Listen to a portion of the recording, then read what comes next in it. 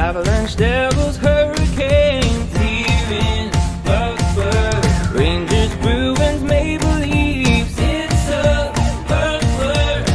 The goal of many is that cup of Stanley. PuckTales, woo! PuckTales, woo! Here in Puckberg. Welcome, everyone, to Here in Puckberg, your place for the daring, do bad, and good puck tales. I am your host, Shaggy Von Doom, with another episode of PuckTales. Woo woo! And the you-know-who on the other end of the woohoo. It's none other than my good friend Justin MC, a baseball and whatever podcast, a fellow overblooder. We might get into that later. It's crazy how our two worlds are kind of synced up here, but he wanted to come on and talk some hockey, so absolutely, here in Puckberg is the place to do it. So Justin, thank you so much for coming on. No, thanks for having me, man. Yeah, anytime I can talk hockey. Granted, our podcast is baseball focused and pop culture, but hockey has always been my number one love from, I think, second grade, maybe first grade. So yeah, as soon as I saw the call for hockey stories, I had to get in on this because I can't find anyone else to talk hockey with, so I got to find somebody to talk with. So, well, you found the place, and it's ironic, like your podcast, baseball and whatever, on the Belly Up Sports Podcast Network. Mm-hmm. You talk baseball and pop culture, and it's funny how hockey and pop culture kind of run together, especially like, well, you had Slapshot, and that kind of ran with it, and then the 90s, you had like the Mighty Ducks movies, and now it's Letterkenny. Yes. Yeah, Letterkenny, I did not find until, gosh, I want to say it was like the very start of the pandemic. I think they started putting it on Hulu, if I'm not mistaken, or maybe it was on Hulu the whole time and I just never noticed. But I binge watched that whole series on Hulu in probably like a month or so, running on the treadmill and working out. And I still got to work my way through the last season. Maybe I did finish it, but I know they have a new miniseries with Shorzy that I got to get caught up on. So yeah, it's a pretty accurate representation of the times I've played in men's league and things. There's some really shady individuals, that hang around the rink, and they do a great job, broadcasting that out there for everyone to see. So, but yeah, it's like funny because like your podcast is baseball and whatever, and that's another sport that has had that same kind of synergy with pop culture, with like Bull Durham relating to like the stories of like minor leagues, and even if you're a fan going to your local minor league team, like you can relate, like the same thing that resonates at Slapshot. You're like, oh, I totally know who they're talking about here because that's in my arena. Oh, yeah. I see these players. I see these antics. Like I know this. And and then you look at Mighty Ducks and like growing up playing ice hockey as a kid in grade school. I'm like, yeah, this was our team of misfits that, you had the kids that couldn't skate. You had the kids that couldn't stop. You had the kids that couldn't shoot. I'm 35. I still have a horrible slap shot. I only have a wrister, and maybe that's just because that might be a reason why we're sitting here talking hockey, and I'm not, at the draft or anything like that right now. But yeah, it's crazy how all that kind of brings everything together and propels you to enjoy a certain hobby or sport for sure. And that's it. Like right when Mighty Ducks was coming out, like Sandlot was also, they were hot. So same kind of like demographics, and like, I don't think there's a Letterkenny equivalent for the nowadays baseball fan. No, I don't. I mean, the only thing I could think of, there was a show, I don't even know if it's still on. It had Hank Azaria, and it was him calling baseball games for a minor league team, and he was working his way up. I can't remember what. Brockmeyer. Yes, I think I caught like 2 or 3 episodes, and I was like, I see what they're going for, but it just didn't hook me. But that's probably the closest thing I can think of. Eastbound and Down. That's another one. I've heard great things that I've never watched it. Absolutely hilarious. Okay, I need to get in on that then for sure. But yeah, it's crazy like that. I think in those 2 shows in particular, both Eastbound and Down, I've heard a lot of good things about. In Letterkenny, you have people who don't even really care about those sports, but they enjoy the shows just because they kind of can really reach a broad audience and do a nice job doing it. So, and it's funny, like, I keep drawing the parallels between baseball and hockey, and we've had a writer for Belly Up Sports, Graham Wallace, on here, and we talked about kind of the same things. Like, there's nothing like going to the rink. Like, we could talk about like your hockey, like that's your Zen place. Like, it doesn't have to be, it could be 10 people, 10,000 people. If you're at a rink and there's a hockey game being played, if they're being paid for it or not, there's hockey being played, just being there is like your source of Zen. And you get that same sense from baseball, supporting your minor league team. Like, even if you're going to watch like your kids play, like just being at the park and enjoying that, like, it's your sense of Zen. And like, where did your story start with hockey? How did it become your place of Zen? So that's a great question. We're unpeeling the onion here. So honestly, I had an NES growing up. It was my parents' NES, and my dad played ice hockey growing up. And so did my uncle, and my grandfather was their coach. And there's this story of my grandfather was the only one in the league that coached and couldn't skate, and that legend grew and grew as he got older. But so I remember my dad bought the original Nintendo. I think it was just called Ice Hockey, where you got like the four guys, and you had like the skinny guy, the short guy, and then the fat guy, and you had to build your team. And I played a little bit of that, but I was, really young. This would have been the late 80s, early 90s. And then I remember every Friday we'd go to Blockbuster, and if I did good in school, I could rent a game. And NBA Jam was huge, and that got me into basketball to a certain extent. And RBI 94 got me into baseball. But it was NHL 94. I remember renting that on a whim because I'm like, oh, well, I'll try this. I like the other sports games. And I just was insanely obsessed with that game. I still could tell you like the rosters of those players and, how to do a backhand and get an automatic goal every time. And that kind of taught me the rules of the game and kind of put hockey on my radar. And I remember my parents would, sit down and play the game with me, and they got into it too. And then I remember we were watching TV, probably like our local Chicago sports. I think it was just called Sports Channel back then. It was before Fox Sports came in and kind of bought some of the regional sports networks. And it was Blackhawks and Red Wings, and it was during the 94 lockout, or 95 lockout. I'm sorry. Yeah. There's so many of them, it's hard to keep track nowadays. One of those lockout One years. of those, Gary Bettman provided lockouts. But yeah, and they were replaying some Hawks and Red Wings game, and I was just like, oh, wait, this isn't just a game, like a Sega Genesis game. Like, this is a real thing. And I was, like, enthralled. And then, like, the next week, I told my parents, I'm like, well, I want to learn how to skate. So they enrolled me in skating classes. Thankfully, our town, we were in the south suburbs of Chicago. We were big enough. We had a local rink, like, 2 miles from where I grew up. Went to learn to skate classes, and then went to, like, learn to play hockey classes. This would have been, like, maybe I was in first grade. I was probably, like, 6. And I got really into it, and it's crazy because I got really into it for about 3 or 4 years, and then I kind of got burnt out. Like I was like, I needed to change. So then I switched to Little League, and I played baseball through almost up till high school. And then once I got to high school again, I was like, you know what? I really miss hockey. That was my calling. And it kind of corresponded to, that's when the Hawks really took a nosedive. They were god awful. So I kind of lost interest a little bit. And then high school, I picked it back up, and by that time, I wasn't good enough, to play competitively, so I started playing in men's leagues and stuff, and I had been doing that up until like a year and a half ago. I was still playing in men's leagues, and at one point, we had my dad on a men's league team, we had my sister on a men's league team, so like we had our own family line.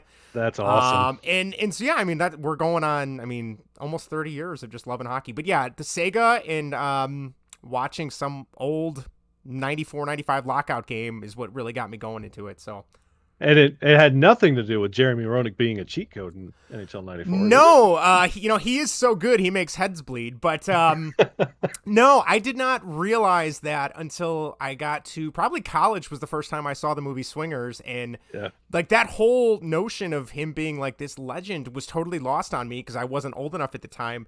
But yeah, making Gretzky's head bleed, and the LA Kings, I used to always play as them too, just because it's Gretzky. There's nothing else to say about that. But yeah, that is a game I still have, like one of those little retro pies that has all the ROMs on it. I still will go back and play that game to this day. So, ironically enough, that NES ice hockey game you're talking about is available on the Switch Online NES collection. The NHL 94. In NHL 21, they had the NHL 94 Rewind. I bought 21 just for that.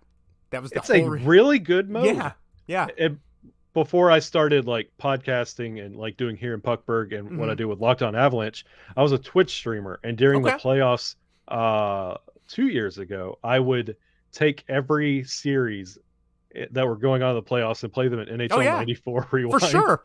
So Yeah. it was like, and it's funny you say like your love for the game started with a video game. Hmm. It's the same story for me. It was the SNES Stanley Cup game. Oh yeah, yeah. I would keep track of the stats because all that game would give you the player numbers. Hmm. So I had like the old computer paper with you had to tear off the sides, and I would keep track of the stats of my seasons. And I was the Mighty Ducks then because the Avalanche weren't a thing. They were still the Nordiques, yeah. And there was like this game bug in the game where you could take your player to center ice and you would press the X button, which is the dump the puck button, Hmm. and it would soar over the goalie's head every time. And I would Really? win games like 60-0. Oh yeah, yeah. And I just thought I was the coolest thing in the world. So it's crazy that your love for the game of hockey got founded in a video game, and yeah. mine was only bolstered because I grew up in Birmingham, Alabama, Hmm. and we did not have hockey. That you didn't go to the Sure. rink to have learned to play. So I fell in love with the Avalanche on TV because they were like rock stars. Oh yeah, And then yeah. like the way I supplemented that love was video games, and it carried all the way through my life. Like that was my yearly purchase was the new NHL game. Yeah, that is a series like I don't get to play anymore. I shouldn't say I don't get to play anymore because that's not true. That's a lie. I don't get to play as much right now. I have a 9-month-old baby daughter upstairs right now. So my gaming time has greatly reduced, and dad time has taken over. But yeah, I'd say, God, I don't know if this is a good thing to admit, but I'd say probably from like NHL 2003 till about, I don't know, NHL 21, I probably bought every single hockey game. And now I kind of go back and forth. I'm like, oh, they're not really changing that much. You know, I have the old games. I could just go back and play that. I don't have as much time, and I kind of him and haw. But yeah, that for the longest time, and I'm sure the guys that I played hockey with got so tired of me because every year I'd be like, I just wish they would re-release NHL 94 with current rosters and online play, which that new mode did not have online play, Nope, which was such a did not. bummer. Yeah. But yeah, and then when they finally did it, and I want to say like you had to buy like a special edition of the game to get that, if I'm not mistaken, right? Yes, and it was like 6 months after the release. Yes. It was like a $10 add-on. Yep. So I was just like, Yeah, and once I saw the price drop, and then I think it was like I bought NHL 21 for like $15, and then the $10 add-on. I'm like, oh, I'm making bank on this. Like I know I will put in $25 worth into this. So yeah, that I'd say that, and then what you were talking about earlier with the pop culture. Mighty Ducks came out in '92. I was 5-6 years old, right around the same time, and I still remember going to see that with my mom and dad. We went to for anybody that lives in Chicago, Ford City, which it was a huge movie theater complex. You don't really want to drive there now. It's a little bit rough now, unfortunately. But I still remember going there and seeing the movie and just being like, holy cow, like this, yes. And those are movies. Mighty Ducks 1, I've kind of has recently reclaimed my number one spot. For the longest time, D2 was my number one.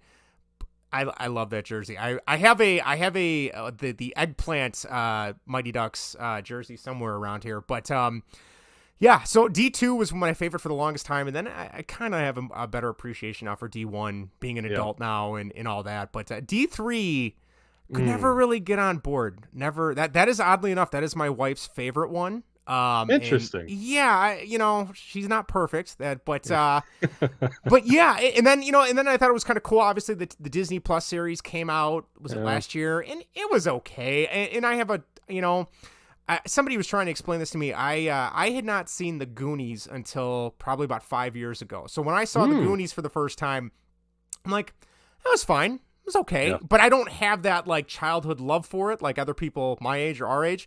And so I kind of equate that to like if I showed the Mighty Ducks to somebody who was in their early 30s, they'd probably like, okay, it's fine. It's kind of cheesy and silly. But yeah, that movie, I could still sit down and watch that. And granted, like I said, my daughter's 9 months old. I've already tried to get her to sit in front of the TV and watch that. It has not been successful yet, but she's got other things to do like crawl around the house. But yeah, that and the games and then the Learn to Skate stuff really got me going for sure. I'll go ahead and break it for you, man. I have a 10 and an 8-year-old, and I tried to sit my 8-year-old down, which was about the same time that D1. When I watched that for the first time, I was like, you're going to love this movie. It's hockey. What's not to love? Mm-hmm. It did not resonate with her. And she was just like, is this over yet? And I was just like, no, this is a blessed movie. Like I have like all the McDonald's toys. Oh yeah, yeah, I remember those. Yeah, They're yep, all those are that's like awesome. it's a big part, and like it's something we gravitated to because this was also a time before you had. Now you can't escape from coverage of any sport. Like you could No, find literally, like if you want UFC, it's right there. yeah, oh, Right? It was yeah, such it's a at your niche. fingertips. It was a niche sport for so long, and now it's everywhere. It's mainstream. It's in the commercials of our hockey games. Yeah, Like yeah, we had to like scratch and claw for every bit of information. Like growing up as an Avalanche fan, you got kind of spoiled. Like you heard about Forsberg, Sakic, and Waugh, mm-hmm. but like you would hear of everyone else just in a blip because you didn't get covered that much on No, Sports Center. So no, you were just starving for everything, and you would go. I know for a lot of the younger listeners, this is kind of crazy, but you would go to the store and get a magazine, and you would get the stats and like the almanacs and like see who tracked this yep, year, and you would get those write in fan letters to your favorite team hoping they would send you something back. yeah, like yeah. like that's we had to really latch on to anything we could get for our fandom. Oh yeah, like I still remember my parents like begging my parents enough because it felt like all the hockey games on ESPN were always on like ESPN2. At least that's as a The kid. black that's what and blue and yes, purple. Yep. the really strange like '90s font that Yep. didn't match with anything else. And I remember I begged my parents. I'm like, hey, can we and this is like coming from a 7-year-old. Can we please up our cable subscription? And I'm sure back then it was an arm and a leg. And finally they're like, fine, So we did it, and getting like the 30 minutes of NHL Tonight that I would like record on VHS because I wasn't going to be allowed to stay up that late to watch it. And in Chicago too, it was a really tough time because unfortunately this was when the original or Bill Wirtz Sr. was still in. No, I shouldn't say Bill Wirtz Sr., but Bill Wirtz was in charge, and the home games weren't televised. So like I remember getting to stay up. It was like a special deal when they were on a road trip to stay up and watch the games. And if it was a West Coast, like the infamous like circus trip when the circus was at the United Center every year, and they were playing, the Ducks or the Sharks, like it was either recorded on VHS or I'd have to see the highlights the next day because I wasn't going to be able to stay up till 9 o'clock Central Time, and wait for the game. So yeah, it was few and far between, or like being subscribed to like Sports Illustrated for kids, and there'd be like maybe one hockey story a month, if you're lucky. So yeah, it's crazy how much that has evolved now, and you're like over inundated with stuff now. I remember growing up thinking like every household in Canada could watch hockey whenever they wanted, and then I like in my poor young adolescent mind, I thought every bar in Boston, Chicago, like every town that had a team had like their bars, that's all they showed was hockey. And all I kept thinking and telling myself when I turned 21, I'm going to go to a bar and watch hockey. Yeah. That's just how I thought of it, because that was the only way you were going to watch every hockey game, was go to these sacred places. Well, in like for me being, diehard Hawks fan, and then, I kind of have a couple other teams I follow from afar, especially, when I was in high school, the Hawks were god awful in the early 2000s, but it really was like that. I remember there was a couple of like local pizza places we would go to, for dinner sometimes, and they would have like the big pull down screens for the Bulls were winning championships at that time, and the Hawks were decent. They had Roenick and Chelios, and Savard came back from the Lightning, and Eddie Belfour and Jeff Hackett and stuff like that. And it was they were fairly comparable in terms of like scope. Obviously they weren't the 90s Bulls, because that like was a craze amongst the city, but as soon as that like 90s run kind of faded, like 98 99, you couldn't find Hawk stuff. And it was like the team didn't exist. Like I remember my hockey friends and I, like we'd be, playing hockey at like the local rink, and, we'd walk outside and we'd try and find someone like, hey, you know what the Blackhawks are? And there would be people that didn't know Chicago had a hockey team. Like it was a train wreck. And then, thankfully, Kane and Taves kind of fell into our lap, which it seems like an eternity ago now. And then we had this crazy run, and it was amazing. Like hockey was always just kind of just below the surface in Chicago, and then it just erupted into this crazy upswing. And now I don't know. I don't know if a lot of these fans are going to hang around for the next rebuild. I mean, I'm a sucker. I'll be there no matter what. Hopefully tickets will go down a little bit, but we'll see. But yeah, it's crazy. There was a period of time when I thought like, man, hockey's going to be everywhere, and then it died really quick here for a while. So yeah, and it's crazy now. Like I could watch Hawks games here. I'm now in Northeast Pennsylvania. If I wanted to watch a Hawk game, I will turn it on. If I wanted to watch a Rangers game on the whim, it's blacked out, but I could find ways to watch a Hawks game. Yeah. Like technology has made it so much easier to be a hockey fan. So Mm-hmm. it's nice to see it get this resurgence, and like we could be those guys back in my day. You Yeah. had to like Yeah. because we totally have justifiable stories where it was not that easy to be a fan. No, no. And like I remember in college one year I saved up. I had a part-time job and I saved up for I think it was center ice and oh Hmm. my god, that was so expensive, especially for Yeah. as a college kid. And then after one year I'm like, forget it. Cuz I am also a pretty big Maple Leafs fan. I Hmm. follow them from they're like my Eastern Conference team. So I watch a lot of those games or I was. And then, with ESPN Plus and Hulu and the Disney bundle, I'm like, oh, I mean, we already have Disney and Hulu. Like, I can swing that. That's fine. So, like, Yeah. being able to watch, Maple Leaf games, and I also love watching the Kings games at night. Yep. And then obviously, I remember I had an Avs jersey as a kid, so I have a special place for the Avs too. And now that they're Stanley Cup champs, I was pulling for them the whole way. So, but yeah, That never gets old. That no, never gets no, old. I bet. And ironically enough, we refer to it as our mistress team. My Mhm. mistress team in the East is the New Jersey Devils. Okay, So, like that nice. '01 Cup was really where like that it was cemented. I'm going to be a hockey fan till the day I die. Yeah. And like Avalanche versus Devils, like there was no better way. You could Hmm. and 7 games, like it's what you wanted. Ray Bork, like it was just for me, like everything just bubbled up in that moment. And then when the Avs won the cup, it was this is the greatest sport I've ever seen. Yep. What and like being in Alabama, it was like almost like going house to house saying, "Have you heard the good news?" Like it's like do you not understand how great this sport is? Let me tell you about it. And then turn around like they're locked out in just a couple years, and Yeah. then it's been a difficult sport to like be around. And ironically enough, like our love for video games, like even when there wasn't a year, you could pretend Yeah. like the video games, it along with like the movies and the TV shows and the culture, they just kind of went hand in hand our entire life. And ironically enough, it's kind of how we found each other because we also like are in the same like video game group, Yeah. and that's Yes. like super niche. It's like I don't know how that happened, but I saw you guys No. post something. I was like, I know those guys. Yeah, so yeah, we are unfortunately unabashed. We try and plug our stuff wherever we can. So whenever we have like a video game topic on our podcast, I'm like, well, the Game Informer Overblood Super Replay group, we're gonna plug our stuff there. And thankfully, they haven't deleted any of our stuff. We've Yeah. gone to other groups that we try and plug some stuff and they don't like it as much, but they've been very kind, and we've got a couple listeners that tune in every week, and it's like that's probably the coolest thing about this whole podcasting thing, and also just to finding these niche groups that celebrate the same things you do is like we've been able to interview some like pro athletes and directors and other podcasters and writers, and it's like prior to us starting this goofy podcast we would have never met any of those people. I mean, I wouldn't have, obviously we wouldn't have found each other, and it wouldn't be having this interview discussion right now. It's like it's amazing how many people are out there that just like to have discussions about what you're into, and it's just it's so crazy. And I know myself and my two brother-in-laws that I do the show with, where it's been a lot of fun. It's been really, really exciting and really, really cool.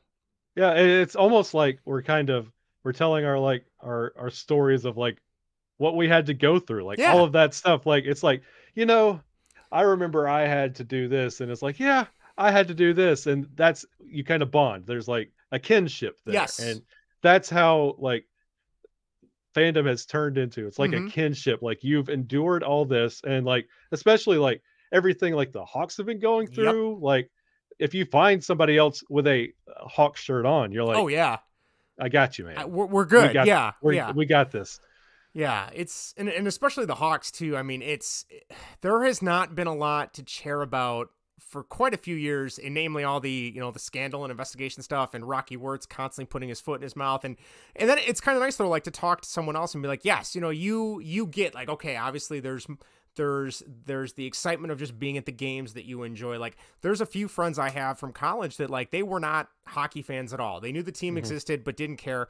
And when I was in college, the tickets it was $15 for a 300 level seat, and if you brought your college ID, it bumped it down to $8. So Whoa. we would literally nothing to do on Friday or Saturday night, or heck, if we had a late class the next morning, it's like, all right, we're going to drive down to the United Center. We'll go to the game, bring your ID. It's $8. And at that point, the 300 level was always empty because nobody went to the games because they were so bad that if I'm not mistaken, like if there were sections where nobody was in, they would just turn the lights off in that section. So it didn't look like there was anybody there. And then obviously we would try and move down. You couldn't really get too gutsy because, you look like a poor college kid, so they kind of, get you out of the 200 level and the 100 level pretty quick. But yeah, like I still remember I brought my one good friend that I met in college. He became my best man at my wedding too. That's how good of friends we became. But I brought him to a game. It was the Hawks and the Dallas Stars. And I kept apologizing because it was 0-0 to after regulation after 3 periods. Now, like boy. me personally, like as a hockey fan and hockey player, like I You love it. I love it Yeah. because it's like it's so tense. But like someone who's new, oh, that's boring as hell. Like why, granted he only paid $8 and I think he got a plate of nachos, so it wasn't that bad of an investment for him. But then we got to overtime and it was Jason Williams, former Detroit Red Wing. I think this was either his second or first stint with the Hawks. He not that great, but at the time he was one of the better Hawks players because they didn't have many people. And he scored an overtime winning goal. In that stadium, granted, there was probably like 6,000 people in the entire stadium. They went absolutely nuts. And my buddy turns to me, he's like, this is the coolest thing ever. And I'm like, okay, I got you. I'm like, now imagine if they score like 6 goals in a game instead of just 1 in overtime. Like, you kind of see where we're going with this. But yeah, like there's something about being in person that, as I've gotten older, it's a pain to get downtown Chicago with traffic and everything. But like, man, it's probably the one sport that I would enjoy being there more in person than watching on TV for sure. So What's your favorite thing to get at the United to eat? Oh, I'm a sucker for the nachos with jalapenos. As I've gotten older, it's kind of a dangerous game because Just nachos. It's a 45-minute drive home to an hour drive home back from downtown Chicago, but that's pretty good. They used to have like an ice cream churro as well, which was pretty good. Yeah, they were pretty good. I remember one time my friend that actually a good friend of mine played ice hockey with him too, and inline hockey. Friend of a friend through family, they knew somebody that worked for the Hawks organization. He was actually their massage therapist, and he would get them 200 level tickets. So that was the like one and only time I've ever sat in the 200 level. But I remember getting there, and there's all these little cards, and I'm like, what are these for? And they're like, oh, this is when you write what you want, and you don't have to get up and use your own legs to get the food. Someone will bring it to you, and you just give them the money. And I'm like, okay, I'm paying $8 for my tickets up in the nosebleeds. Like, okay, like I'm gonna splurge a little now, but yeah, the nachos are definitely my go-to whenever I go to a Hawks game. Yeah, and I love we're about the same age. I love that when you go to get nachos with jalapenos, you do that weird little like side to side where you're like mentally evaluating, is this something I can handle? Yeah, for the I'm rest not of a the night? 20-something anymore. This could end badly for me. Yeah, you're like, no, not tonight. I don't think I want to do it. No.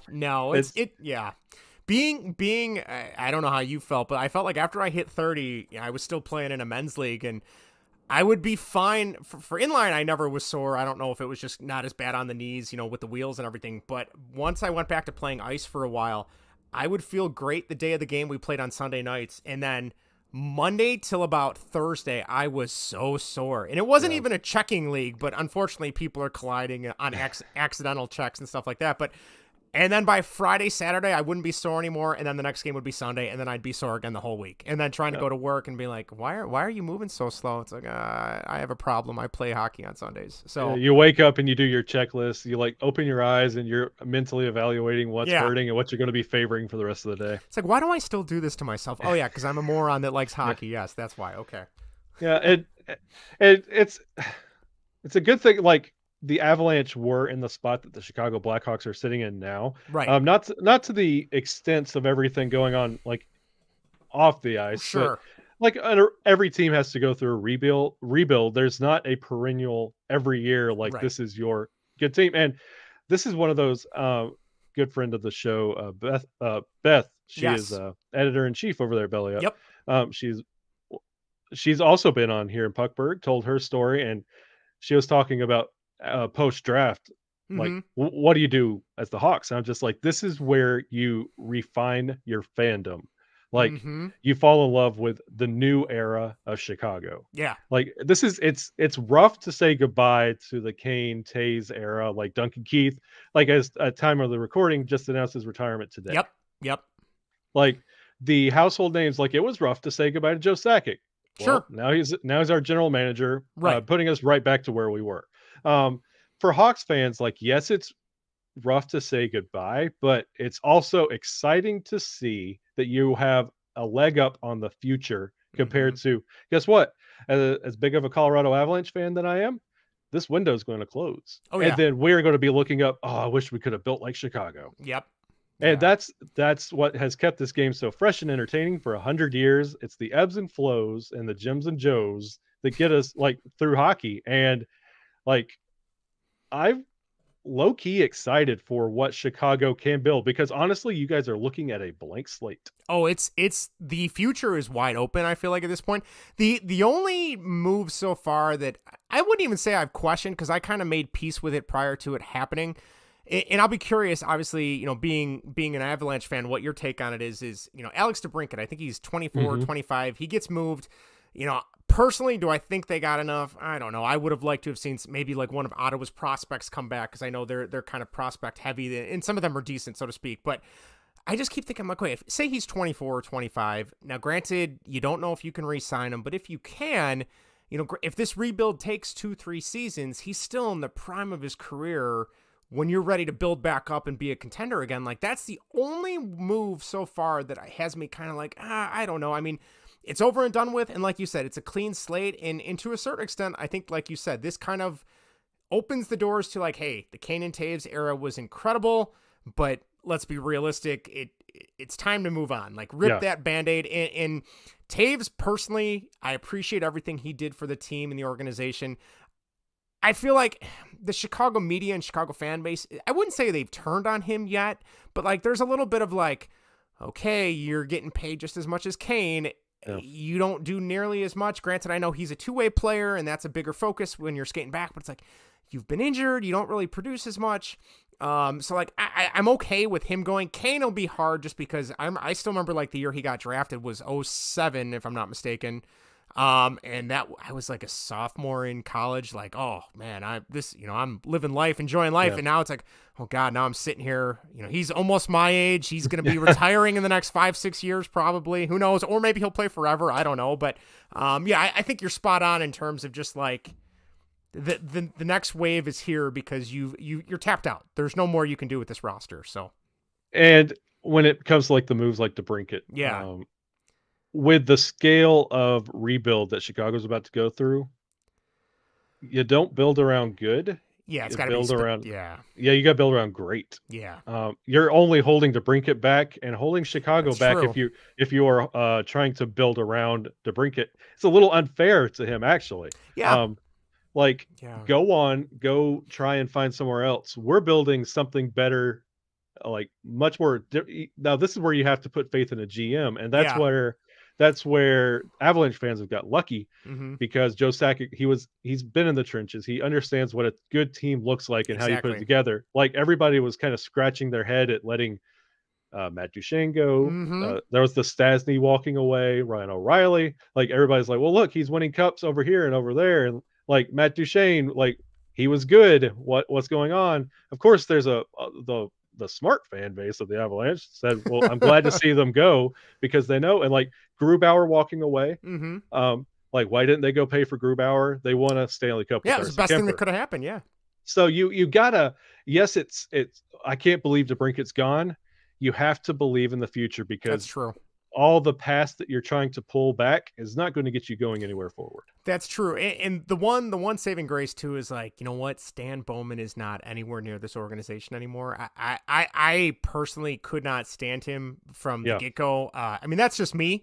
You know, the way he came in, there was, you know, a little bit of, it seemed like they were trying to make Dale Talon the scapegoat with offer sheets and issues with that. And, you know, Scotty Bowman, who I can appreciate. I remember as a kid watching him just win year after year with the Red Wings, and I can appreciate that. But then when they brought him in as an advisor, it was kind of a weird vibe from the get-go for me. So, you know, I'm willing to give Davidson, I'm willing to give him the benefit of the doubt. I mean, like you said, they are committed to this because yesterday in today's draft, like they were picking up guys, and then to get Peter Mrazek, like that's fine. I'm fine with him as goalie. That'll get you there. That'll Yeah. get you there. 'Cause It'll get you where you're yeah. going. Kevin Lankinen, you know, he had a great rookie year, and then after he got about like 50 games in, the wheels started to come off. And then last season with him and Fleury and Subban for a little bit of time there in the beginning before he got traded, it was just kind of all over the place. So, you know, I feel bad for him. He's going to get a lot of shots, just because I don't know how their defense is going to be. But yeah, it'll be exciting. It'll be that kind of unknown situation. And honestly, as a kid growing up, I never thought I'd see one Stanley Cup in Chicago, let alone three. So, you know, I have that to look back fondly on too. Yeah, and it's one of those I know Blackhawks fans that have jumped off the team because of everything that's gone on. This is a good way for the fans to take back ownership of your team. Like, we went through this, we cleaned house, and you hold your team accountable. Exactly. Like you kind of got comfy, you got complacent. Yep. This is where, as a fan, you can be more accountable, be a little bit louder. Like stick through it and clean your team up. Like take ownership and pride of your team. So, but I'm not gonna keep you here all night, my friend. It's been a wonderful conversation, Justin. Definitely. Like, thank you very much. You've been the best. Tell everybody, all the listeners of here in Puckberg, how they could find you and your show. Sure. So yeah, if you are interested in baseball, but we also talk about the other sports as well, and I try and sneak some hockey talk into when the time comes. But yeah, we do baseball and whatever. That's why it's called that. The first half of the show is all baseball talk. Second half is pop culture, video games, TV, movies. We're really big into making top 5 lists, so we'll pick a random topic. A couple of weeks ago, we did like top 5 songs of the 1990s because we're all 90s kids. We've done, you know, favorite PS1 games, and we've had interviews. We had Jason Kendall, former Pittsburgh Pirate, on a couple of months ago. I still don't know. Growing up watching him play against the Cubs, being a huge Cubs fan, it still blew my mind that like he was texting me, and I'm like, what even is my life right now? But yeah, so if you want to reach out to us, we're on Twitter at Baseball and What. You can just search for our show on any podcast app, Baseball and Whatever, youtube.com/baseball and whatever. We have all of our video versions of our stuff. You can email us at baseballandwhatever@gmail.com and let us know what you think. And if you got any ideas for whatever topic, we're always open to them. We're on 61 episodes, so it's been getting progressively harder to think of a new topic every week after 61 weeks, but we're still hanging in there. So Brendan Fraser movies. Ooh, Bedazzled. I don't know. The Mummy. That's the first two that pop into my mind. So Encino Man. There you go. But yeah, no, so that's the best place to find us. It's literally just a show of me and my 2 brother-in-laws, and you know, it's just like we're sitting around talking sports and complaining about our teams, and then shifting gears to something fun, because baseball can be really upsetting sometimes, much like hockey when your team's not doing well. So, ironically enough, I'm a Braves fan, so what a year it is for me. Yeah, man, you are rolling. You're riding a high between the World Series win and the Stanley Cup championship. That's the famine to get here. Oh yeah.